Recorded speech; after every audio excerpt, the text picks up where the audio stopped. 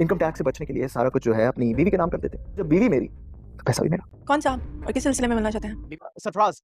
Madam को सरफराज साहब हैं।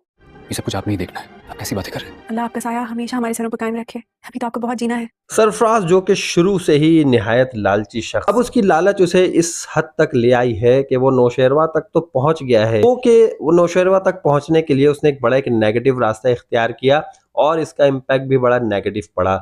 उसकी नौकरी जाते जाते रह गई, लेकिन बहरहाल किसी तरह उसकी नौकरी बच गई और अब उसने अपने कुलीग से बात की और कहने लगा कि ये जो अमीर लोग होते हैं ना, ये सारी दौलत अपनी बीवी के नाम कर देते हैं, तो जब बीवी आपकी तो फिर दौलत भी आपका। और इसी फार्मूले के तहत वो नौशेरवा के घर किसी न किसी तरह पहुंचने में कामयाब हो जाएगा, लेकिन घर के अंदर दाखिल नहीं हो सकेगा।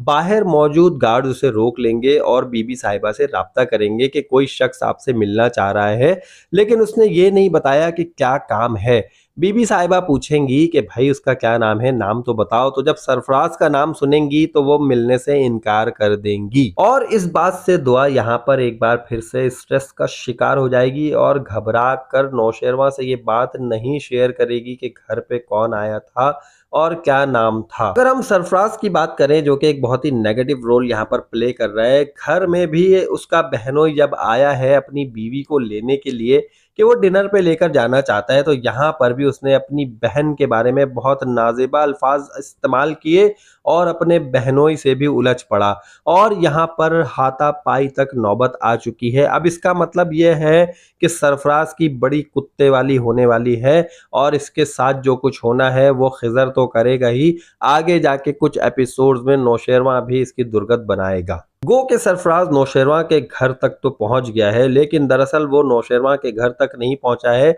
बल्कि एक बहुत बड़े जाल में फंसने के लिए अपने आप को इसने तैयार कर लिया है, क्योंकि नौशेरवा के बारे में इसे अभी ठीक से नहीं पता है। जब नौशेरवा जुनैरा जैसी औरत को, जिसके इतने ताल्लुकात हों, उसको यहाँ से किसी दूसरे शहर भेज सकता है, तो इस जैसे 10 सरफराज के साथ भी वो बहुत कुछ कर सकता है। ये तो हम और आप सब बेहतर तरीके से जानते हैं। दूसरी जानिब बाबा साईं बीमार हो गए हैं और इस वक्त वो जीने की उमंग उनमें बाकी नहीं रही है, वो हार बैठे हैं। वो ये समझ रहे हैं कि अब उनकी जिंदगी का खात्मा होने वाला है और ऐसा कुछ हो भी सकता है। और ये पहला मौका होगा जब नौशेरवान दुआ को लेकर हवेली पहुंचेगा और वहां पर दुआ और कशमाला का आमना सामना होगा और आमने सामने एक दूसरे को देखकर दोनों क्या उस वक्त सिचुएशन होगी, ये तो हम एपिसोड में ही देखेंगे तो हमें ज़्यादा मज़ा आएगा, क्योंकि ये एक बहुत शॉकिंग होगा। लेकिन इससे ज़्यादा शॉकिंग वो वक्त होगा जब दुआ बाबा साईं के लिए दुआया अल्फाज कह रही होगी और ये अल्फाज भी कशमाला को बहुत बुरे लग रहे होंगे,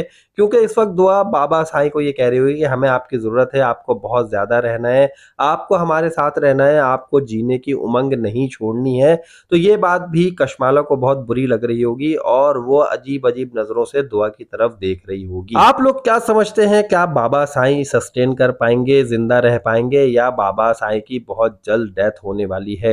ये तो जरा कमेंट करके बताइएगा और वीडियो को जल्दी से लाइक कर दें और मुझे नेक्स्ट रिव्यू तक के लिए इजाजत दीजिए। अल्लाह हाफिज।